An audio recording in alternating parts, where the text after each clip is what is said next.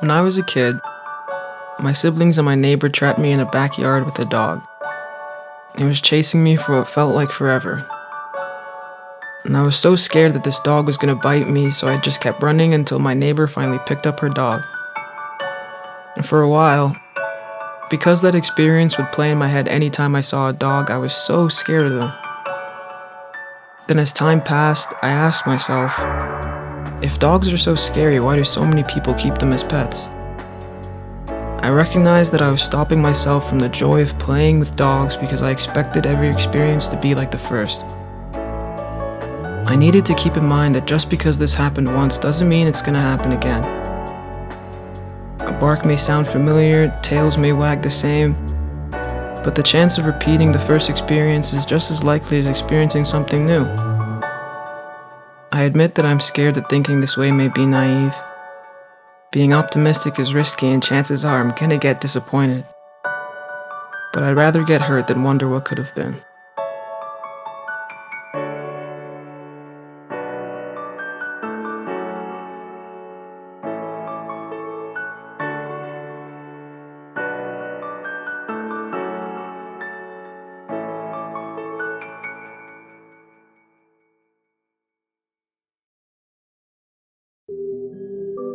I like to have a plan or a guide to follow if I'm getting something done.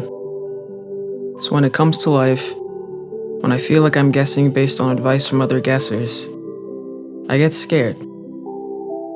I don't know if I'm on the right path or where the path leads. I'm not saying I want to be restricted or controlled, but there's a reason architects draw up blueprints before buildings are built, why artists draw a sketch in pencil before applying paint. Without a plan or even a time limit, I don't know if I'm behind or ahead, if there even is a correct timeline. My mind tends to wander when I don't have a guide. I'm an overthinker and I overthink about why I tend to overthink so much. I'm a visualizer and I visualize what my future self will be visualizing. I'm scared my future isn't going to look like what I hope it to be. But I want to live in the moment. And while I'm wondering, you catch my eye. Immediately, I'm grounded. The only thing on my mind is going on a walk with your hand in mine while we forget that time exists. We don't need a plan or a guide. Just you, me, maybe some music and some breakfast food. I have nothing but appreciation for being distracted from my chaos.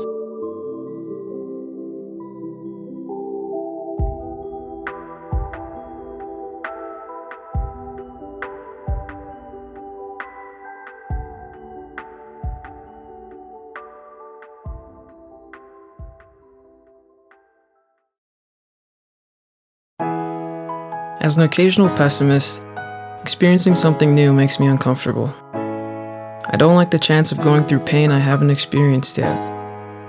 And currently, I don't like the way you're making me feel. Sweaty palms, the stuttering, smiling at a simple text. It's 3 p.m. in the afternoon and I'm wondering if you ate today. The more time we spend together, the less time I want to spend apart. I know your absence won't kill me, but there's a warmth brought by your presence not even the sun can produce. Each day we grow closer, I'm becoming more and more entranced. When you walk in the room, even on your darkest days, I'm blinded by your light. I'm deaf to all notifications and conversations as everything becomes peripheral to you. You offer me an escape, a chance to breathe. To give my attention elsewhere in your presence would be wasted opportunity. I want to be present in every hour, minute, and second. I want to take in not only the beauty of your smile, but the complexity of your soul. And since I've never met a person as breathtaking as you, my pessimism says I'm gonna get hurt. Don't get attached because the struggle to cope when they leave will be too much. Granted. But that's a risk I'm willing to take. Because I'd rather get hurt than wonder what could have been. You can attempt to change my mind too or push me away, but I'm sorry. I'm always gonna come back. My sincerest apologies. You're stuck with me.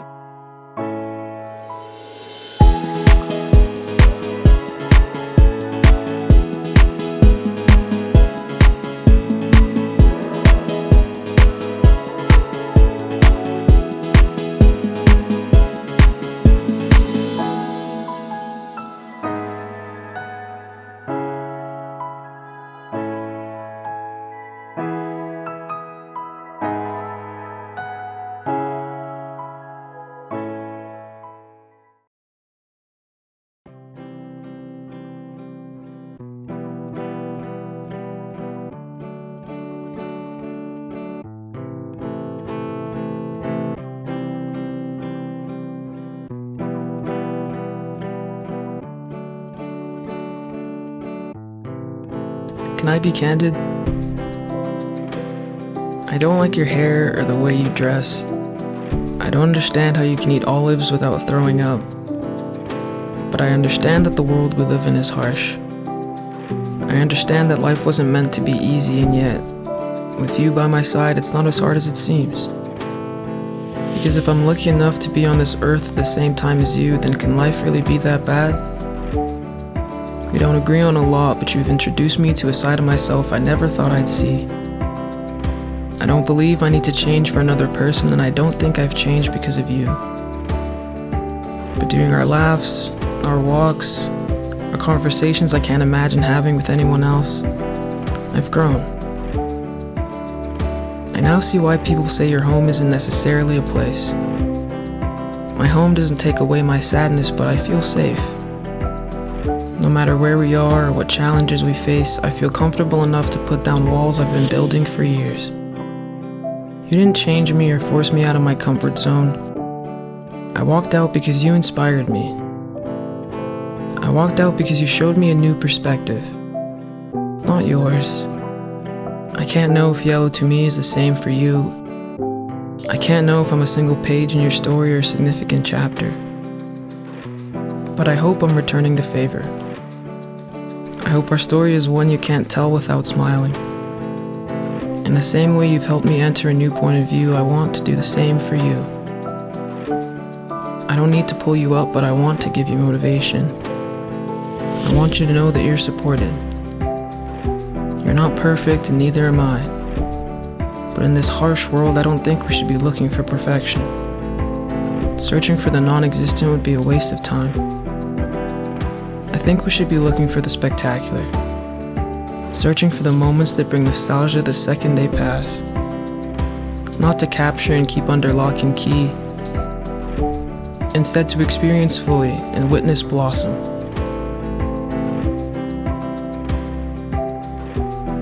I don't like your hair or the way you dress, but our time together is filled with what I've been looking for.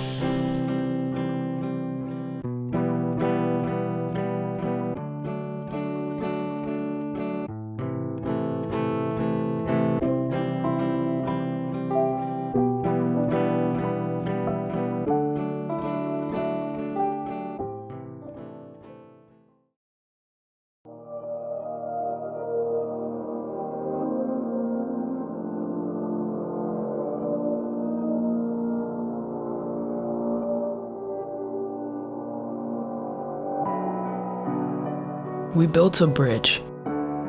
Used trust, respect, communication for our foundation. It was strong. I was convinced that even the largest trucks could be filled with the heaviest material and still wouldn't cause a single damage when they crossed. I understand that as time goes by, steel rusts.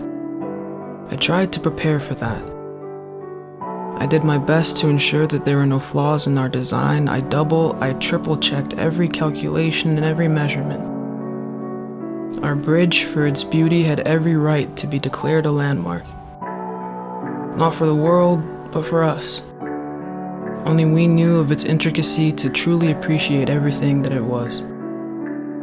Knowing wherever I went, our bridge stood tall gave me all that I needed to keep moving forward. How do you expect me to pretend like it was never there? As if the construction was nothing but a way to pass time. You destroyed in seconds, a work that was months in the making. Decided, without seeing any cracks or loose bolts, that what we made was worthless. We were solid. While it was just the beginning, we were everything I ever dreamed of and more. Now I look at my map. While there's endless sites for construction, all my attention is on the gap where our bridge used to be. I miss it. I miss you.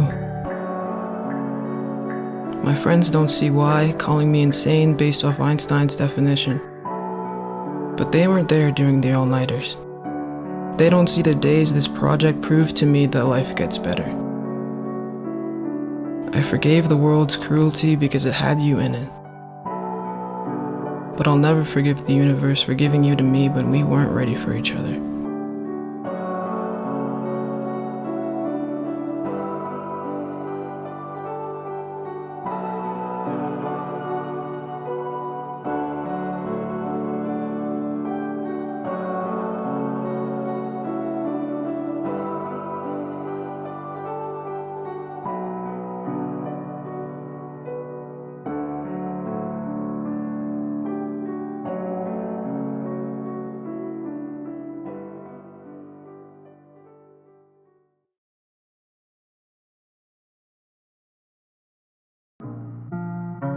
find it funny how ironic life can be.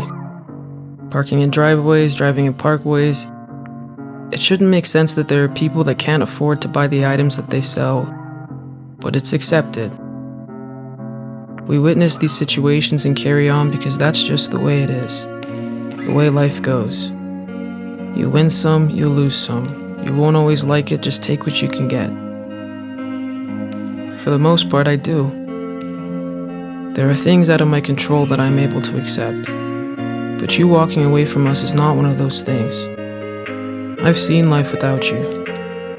I've gone to sleep without having FaceTime running on my phone. I've watched a movie without having a 20-minute debate beforehand. I've driven to the sound of my music at my own pace with nothing in the passenger seat but my backpack. I know what it's like. It's easy. But it's dull. Now I find myself weighing risk and reward. Is this fight, are these tears, is this pain worth it? Do these moments, while spectacular, make up for the distress? Am I being naive? Part of me wants to let you go. It's been sung from time, if you love something, set it free. But another part of me knows that at times you need to take matters into your own hands and fight for your happiness. What do I do? And when I think about you, I think if there's a chance even less than zero that we could have what we used to, I would be an idiot not to take it. But when I think about myself, I felt so alone when you left. I worked so hard to pick myself up when you let our connection collapse underneath me. What kind of butterfly goes back into its cocoon once it's emerged? I've gotten loads of advice from people that aren't involved and not even a hint from you. Ironic. Do I give up? What if you hurt me all over again? What if our sequel is better than our first? Am I being naive? I don't want to let you go. The expectation of pain makes it hurt less. I not only know you'll hurt me, but I have a sense of how you'll do it. I'm not prepared for what the next person might do. But if I've learned anything from our time together, it's that life is better outside of my comfort zone. Whether I like it or not, I need to move forward. I've done everything I can to prolong our story. The longer I keep this up, the longer it'll be before I find something better. I'm able to accept there are things that I can't control.